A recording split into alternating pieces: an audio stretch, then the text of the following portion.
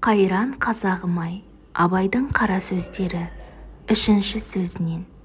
Қазақтың бірінің біріне қаскүнем болмағының, бірінің тілеуін бірі тілеспей тұғынның, рас сөзі аз болатұғынының, қызметке таласқыш болатұғының, өздерінің жалқау болатұғынның себебі не? Һәммә ғаламға белгілі данышпандар әлде қашан байқаған. Әрбір жалқау кісі қорқақ, қайратсыз тартады. Әрбір қайратсыз қорқақ мақтаншақ келеді. Әрбір мақтаншақ қорқақ ақылсыз надан келеді. Әрбір ақылсыз надан арсыз келеді. Әрбір арсыз жалқаудан сұрамсақ, өзі тойымсыз, өнерсіз, ешкімге достығы жоқ жандар шығады. Төртінші сөзінен. Адам баласы жылап туады, кейіп өледі. Екі ортада бұл дүниенің рахатының қайда екенін білмей, бірін-бірі аңдап, біріне-бірі мақтанып, есіл өмірді ескерусіз, босқа жарамсыз қылықпен қор етіп өткізеді де, таусылған күнде бір күндік өмірді бар малына сатып алуға таба алмайды. Құлақ сумақ, көз сүзіп, тіленіп, адам саумақ өнерсіз иттің ісі.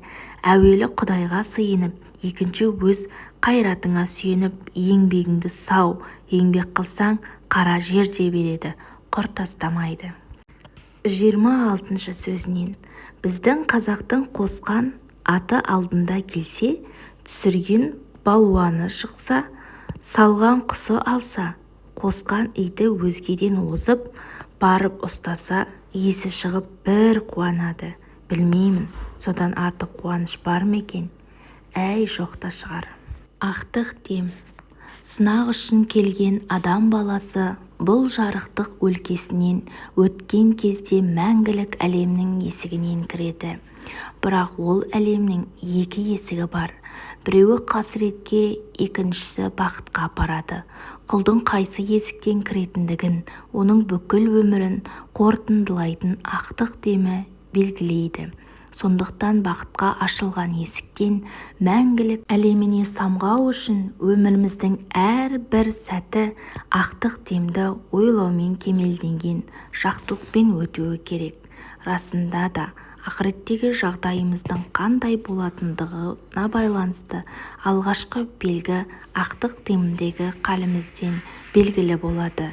Яғни, бақытты бір ақырет өмір үшін салих амалдармен безенген, тамаша, нұрлы, тыныш та дұрыс бағыттағы дүние өмірі лазым. Өмір кесені толтыратын бір тамшы сияқты.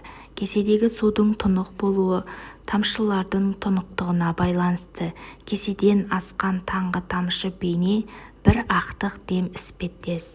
Ақтық дем, яғни өмір сахнасының соңғы пердесі, әр адамның өз ақырын көрсететін айқын, жарық айна сияқты.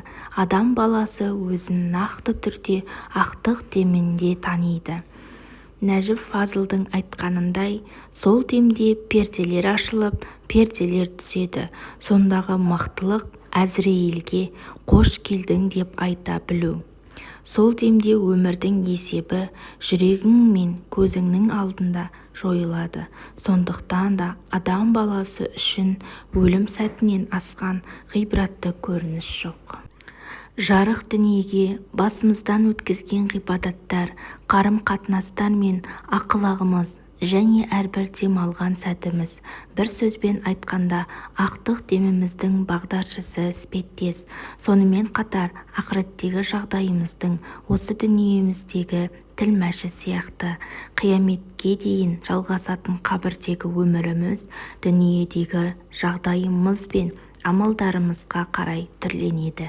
Сондықтан біздер құлдар үшін Құранның арқасында іске асқан иллахи сыйдың ұлылығын және шексіз айыбын түсінуден асқан нығмет жоқ. Осындай ұлы ақиқаттарға ой жүгіртіп жетілген көңілдер сынақ себепті қателіктер мекені іспеттес бұл дүниеде іші сыртын тәубемен және көз жастарымен жуады.